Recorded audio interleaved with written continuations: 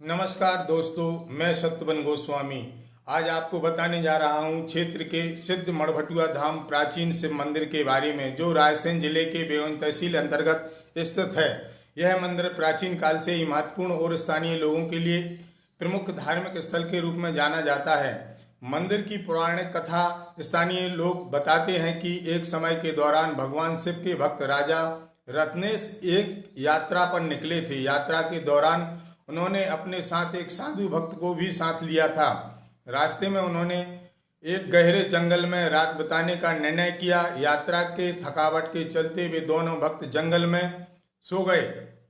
रात्रि विश्राम के बाद प्रातः शिव भक्त राजा ने धार्मिक भाव से शिव का भजन और पूजा की। उनके पवित्र भाव से प्रभावित होकर भगवान शिव उन्हें प्रकट होकर वरदान देने आए। उन्होंने भक्त से पूछा कि उन्हें किस वरदान की इच्छा है। भक्त ने अपनी इच्छा व्यक्त की।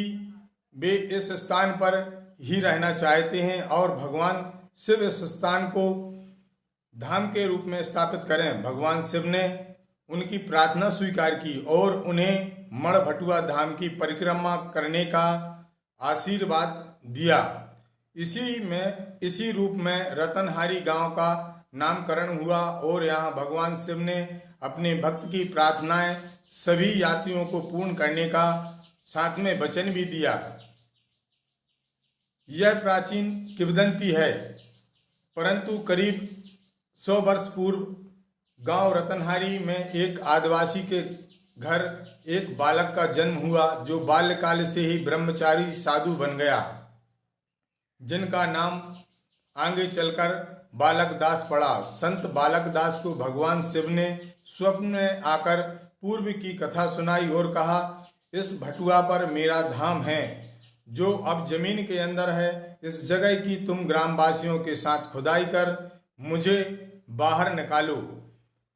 स्वप्न की बात संत बालक दास ने सुबह उठकर ग्रामवासियों को बताई, जिसके बाद ग्रामवासियों की मदद से उस स्थान की खुदाई की गई।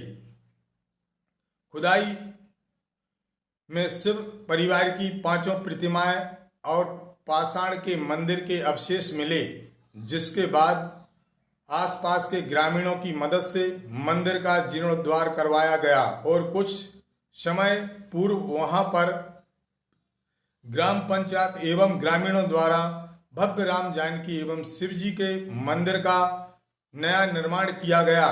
मड़भटुआ धाम पर शिवरात्रि और बसंत पंचमी पर 3 दिन का भव्य मेला लगता है।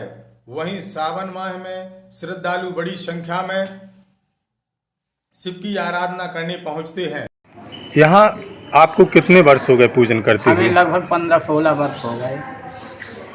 यहाँ के शिव मंदिर के बारे में कुछ बताइए आप।